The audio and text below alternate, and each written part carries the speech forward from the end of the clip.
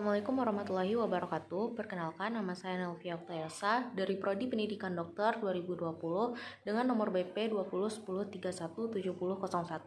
Pada kesempatan kali ini saya akan menjelaskan mengenai pentingnya Pancasila sebagai sistem filsafat. Yang pertama adalah mengenai dinamika Pancasila sebagai sistem filsafat, yang mana pada era pemerintahan Soekarno, Pancasila sebagai sistem filsafat dikenal dengan istilah filosofische Grundslag, yang mana gagasan tersebut merupakan perenungan secara filosofis oleh Soekarno atas rencananya berdirinya negara Indonesia Merdeka. Ide tersebut dimaksudkan sebagai dasar kerohanian bagi penyelenggara kehidupan bernegara, dan ide tersebut ternyata mendapat sambutan yang positif dari BPUPKI, khususnya dalam sidang BPUPKI yang pertama, persisnya pada tanggal 1 Juni 1945. Dan pada masa itu, Soekarno lebih menekankan bahwa Pancasila tersebut merupakan filsafat asli Indonesia yang diangkat dari akulturasi budaya bangsa Indonesia. Dan kemudian pada era Soeharto, yaitu pada era Orde Baru, kedudukan Pancasila sebagai sistem filsafat berkembang ke arah yang lebih praktis. Artinya, filsafat Pancasila tidak hanya ditujukan untuk mencari kebenaran dan kebijaksanaan, tetapi juga dalam mencari pedoman hidup dan digunakan sebagai pedoman hidup sehari-hari. Atas dasar inilah, Soeharto mengembangkan sistem filsafat Pancasila dalam penataran P4. Kemudian yang selanjutnya adalah pada era reformasi. Pada era reformasi, Pancasila sebagai sistem filsafat kurang terdengar resonansinya. Namun Pancasila sebagai sistem filsafat bergema dalam wacana akademik, termasuk dalam kritik dan renungan yang dilontarkan oleh Habibie pada pidatonya pada tanggal 1 Juni 2011. Kemudian yang kedua adalah mengenai tantangan Pancasila sebagai sistem filsafat. Nah, tentu saja Pancasila ini memiliki beberapa tantangan dalam perkembangannya, khususnya tantangan-tantangan yang datang dari ideologi-ideologi lain. Yang pertama adalah ideologi kapitalisme, yaitu aliran yang mempercayai bahwa individual pemilik modal harus mengembangkan usahanya dalam rangka meraih keuntungan yang sebesar-besarnya dan merupakan upaya untuk menyejahterakan masyarakat. Nah, kenapa kapitalisme tersebut merupakan salah satu tantangan bagi Pancasila? Karena ia meletakkan kebebasan individual secara berlebihan, sehingga dapat menimbulkan berbagai dampak negatif seperti monopoli, gaya hidup konsumerisme, dan lain-lain. Dan kemudian yang kedua adalah komunisme. Nah, ideologi yang satu ini adalah sebuah paham yang muncul sebagai reaksi atas pengembangan kapitalisme sebagai produk masyarakat liberal. Komunisme merupakan aliran yang meyakini bahwa kepemilikan modal dikuasai oleh negara untuk kemakmuran rakyat secara merata. Salah satu bentuk tantangan komunisme sebagai Pancasila sebagai sistem filsafat adalah adanya dominasi negara yang berlebihan, sehingga hal tersebut dapat menghilangkan peran rakyat dalam urusan dan kehidupan negara. Selanjutnya, saya akan menjelaskan mengenai esensi atau hakikat Pancasila sebagai sistem filsafat. Nah, yang pertama, hakikat Pancasila sebagai sistem filsafat yang terletak pada sila pertama, yaitu ketuhanan yang Maha Esa, yang mana ia terletak dalam keyakinan bangsa Indonesia bahwa Tuhan sebagai prinsip utama dalam kehidupan semua makhluk. Artinya, setiap makhluk hidup termasuk warga negara harus memiliki kesadaran yang otonom, yang berupa kebebasan dan kemandirian.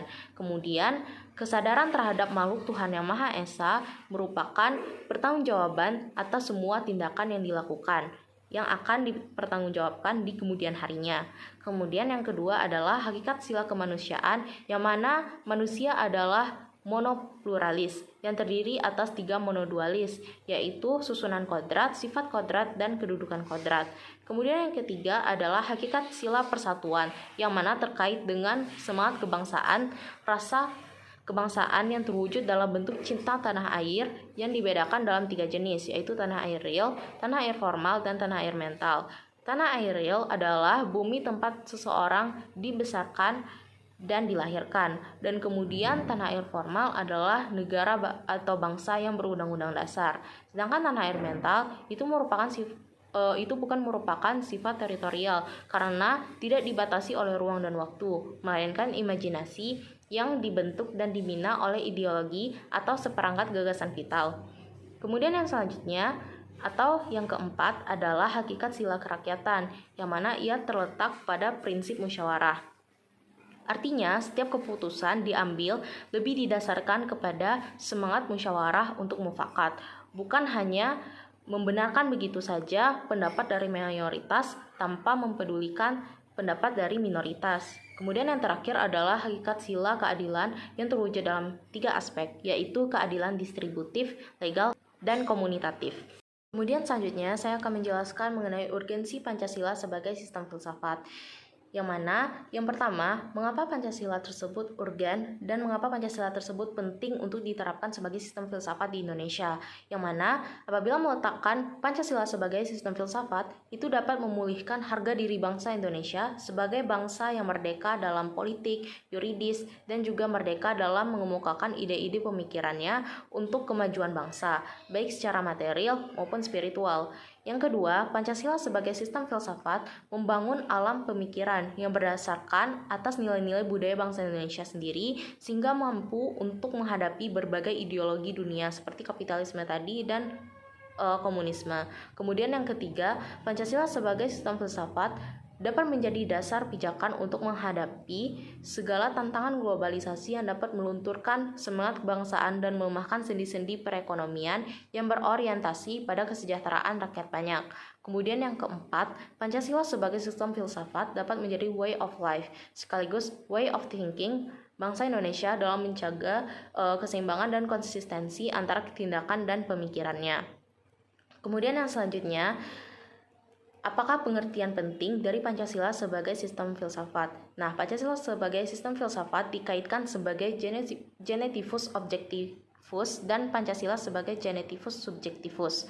Yang mana kedua pendekatan tersebut saling melengkapi karena yang pertama meletakkan Pancasila sebagai aliran atau objek yang dikaji oleh aliran-aliran filsafat lainnya. Sedangkan yang kedua meletakkan Pancasila sebagai sumber yang mengkaji dasar-dasar filsafat lainnya.